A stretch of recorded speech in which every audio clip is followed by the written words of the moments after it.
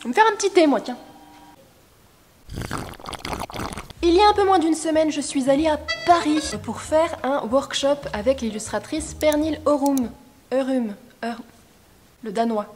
Je ne connais pas. Et je me suis dit que ce serait sympa de vous partager 2-3 petits trucs que j'ai personnellement appris. Le but sera pas de vous refaire tout le topo du workshop. J'ai essayé de résumer un petit peu en tout cas les 3 choses que moi je trouvais super importantes dans ce workshop et qui vous permettraient sûrement de progresser un petit peu ou de voir un petit peu différemment votre dessin. Donc Pernille, c'est une illustratrice danoise. Elle était davantage dans l'animation avant, en tout cas elle a fait ses études pour être animatrice et puis s'est rendue compte que c'était pas du tout sa came et donc c'est plus axé dans l'illustration. Elle travaille un petit peu dans le monde de l'animation, elle a travaillé un peu avec des studios d'animation, mais elle n'est pas dans le processus d'animation, elle est plus dans les processus avant l'animation. Et c'est vrai que Pernille, j'aime beaucoup son travail et surtout, en fait, on a exactement les mêmes inspirations. Donc, elle est fan du travail de Marie Blair. J'adore Marie Blair. J'étais allée à une exposition à Paris rien que pour voir les travaux de Marie Blair. J'ai été biberonnée, évidemment, je suis des débuts des années 90, donc j'ai été biberonnée par Disney Génération 90.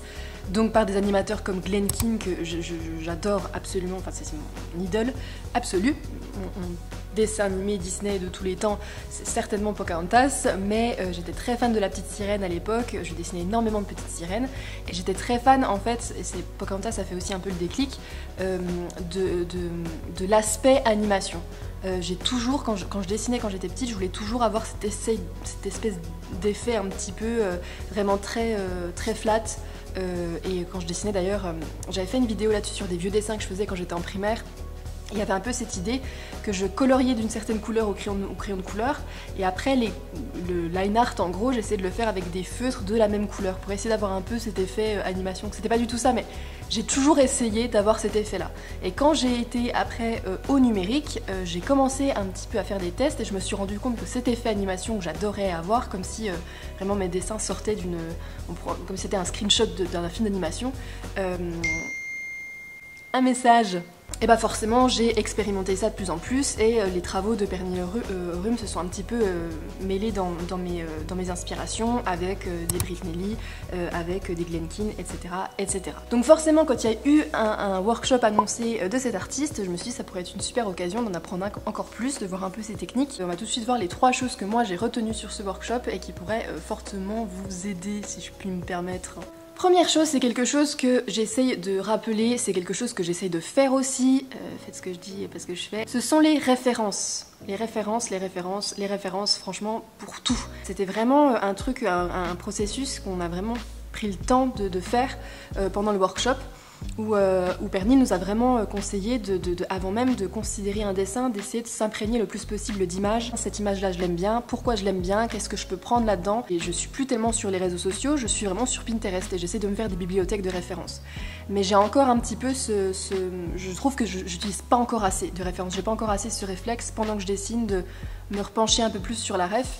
Et c'est vraiment quelque chose dont on a pris le temps pendant le workshop et c'est quelque chose qui évidemment on ne peut que recommander et qu'on ne peut que rabâcher, c'est que tout vient de votre cerveau qui a emmagasiner des références. Pendant le workshop, vraiment Pernille se permettait de décortiquer la référence qu'elle avait devant les yeux, de comprendre pourquoi elle appréciait cette référence, qu'est-ce qu'elle voulait garder, qu'est-ce qu'elle voulait pas garder, et en fait de vraiment se faire une bibliothèque tout autour de son dessin pour pouvoir vraiment faire son dessin.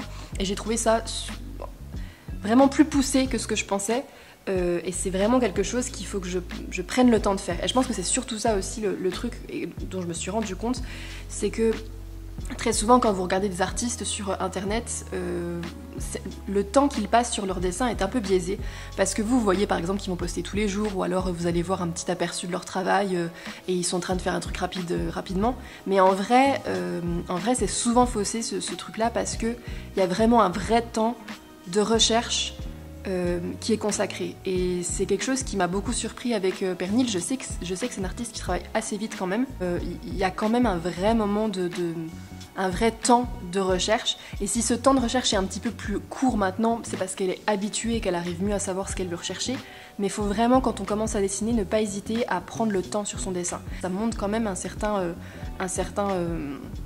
une certaine rigueur à dessiner, revenir un peu sur son dessin, le laisser reposer, revenir, corriger des choses, pousser un petit peu plus et puis se rendre compte qu'on a un peu trop poussé certains gestes. Enfin, il y avait vraiment une réflexion tout le long. Dans ce premier, j'ai un peu digressé, mais en gros dans ce premier point, c'est vraiment l'utilisation des références, c'est vraiment prendre le temps d'avoir ses références et de réfléchir à son dessin. En deuxième partie, ce qui était assez intéressant pour moi, c'est, et ce qui, je trouve, transparaissait un petit peu dans son travail, c'était le fait de faire confiance à son regard et en ses choix qui nous sont assez propres. Une fois qu'elle fait ses références, qu'elle a ses références, généralement, Pernille, après elle se détache assez rapidement de sa référence. Elle va choper l'essentiel de ce qu'elle a vu et ensuite elle va plus regarder la référence et elle va construire autour de ce personnage qu'elle a créé. Et je trouve ça super important parce elle essaie en tout cas de se faire vachement confiance sur ses décisions, sur ses choix personnels. Elle tente et par exemple quand elle push un personnage, comme elle dit, c'est-à-dire vraiment d'exagérer les gestes, ça c'est dû à l'animation pour essayer vraiment de pousser les expressions, que ce soit les expressions du visage ou du corps, elle préfère pousser à fond et revenir un petit peu si c'est trop, mais généralement elle est un peu en mode c'est jamais too much et cette réflexion-là, ça montre qu'elle est vraiment confiante, ou en tout cas qu'elle essaie le plus possible de se faire confiance sur son travail et sur ses décisions à un moment T. Et je trouve ça super important parce que ça valorise énormément aussi votre propre estime que vous avez de votre travail. Parfois, moi je sais que le truc sur lequel je bute, c'est que je vais toujours remettre en cause mon travail, je vais jamais trop l'apprécier. Alors je pense qu'on n'aime jamais trop au final son dessin et c'est entre guillemets une bonne chose parce que ça vous permet à chaque fois de faire mieux après. Mais je trouve que pendant tout le processus, il y a quand même des choses dont elle est contente et si elle voit qu'un dessin au premier abord ne fonctionne pas, qu'elle se dit non, il y a un truc qui va pas, elle va pas essayer de se dire oh on verra plus tard ou oh peut-être que c'est moi. Elle va vraiment refaire le truc ou alors à côté refaire une autre version pour voir laquelle est la meilleure. Enfin, il y a vraiment ce côté de suivre son instinct et se dire ok, si ça marche pas, vraiment faut changer, ou si là ça marche, a priori c'est que c'est la bonne direction. Enfin voilà, essayer d'être un peu plus confiant en son trait et en son travail. C'est quelque chose qu'elle a remarqué, ça se travaille évidemment, mais c'est quelque chose que j'ai vraiment remarqué avec son travail et que je trouve très important à garder en tête. Troisième point qui est sans doute le plus important dans son travail et dans le travail de l'animation et de l'illustration générale, c'est créer du storytelling dans ses dessins. Il y a toujours une histoire derrière les personnages qu'elle crée, même si c'est des personnages qui vont pas durer, qui vont rester juste là pour une illustration, il y a quand même toujours quelque chose en dehors du cadre qu'elle dessine. Elle nous a fait par exemple un dessin d'un personnage et elle disait j'aimerais que ce personnage il ait cette émotion là parce qu'il a vu telle chose et que peut-être qu'il y a ça qui s'est passé et tout. Et toutes ces choses qu'elle imagine, c'est des choses qu'on va pas voir dans le dessin. Mais pourtant le personnage du coup réagit à cette situation là et donc va vraiment interpréter ça dans son corps, dans sa position et dans son expression. Et ça c'est super important et je pense que c'est encore plus important maintenant et je pense que je vais en faire une vidéo bientôt là-dessus parce que c'est quelque chose qui m'a beaucoup obsédée ces derniers mois. J'ai eu pas mal de crises existentielles sur mon dessin ces derniers mois. J'essaye vraiment de me poser des questions sur le storytelling et en ce moment avec l'arrivée de l'IA, ça nous remet encore plus, je trouve, dans notre place en tant que dessinateur, en tant qu'illustrateur et de ce que nous on a envie de transmettre, qui nous ferait une différence avec l'IA entre guillemets. Et je trouve que le storytelling et l'art de raconter des histoires, c'est quelque chose qui est quand même proprement humain, parce que même si une IA est capable de raconter une histoire, elle sera jamais forcément inspirée d'un vécu et d'une émotion et d'une sensibilité humaine, comme une personne pourrait vous le dire. Et c'est pour ça que c'est important de mettre du storytelling, de mettre de l'histoire, de la narration derrière votre dessin. Donc c'était vachement intéressant de voir tout son processus à elle, comment elle réfléchissait, comment elle voyait les personnages, comment elle les interprétait, comment elle voyait des histoires qui nous on voyait pas mais qu'on pouvait peut-être deviner à travers un perso. Je vous conseille vivement évidemment d'étudier le travail des artistes que vous aimez, s'il y a des expositions, s'il y a des workshops, si vous avez la chance d'avoir des workshops.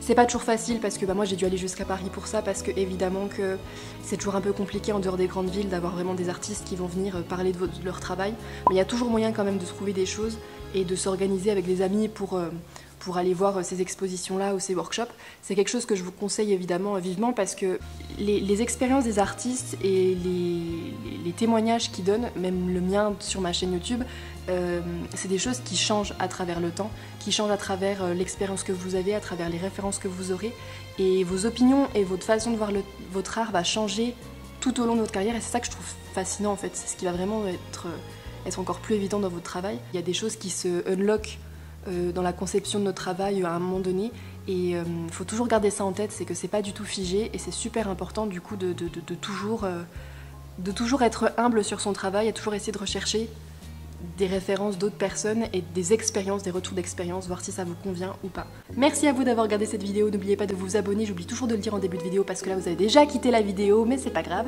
Et on se revoit prochainement pour une prochaine vidéo. Bye!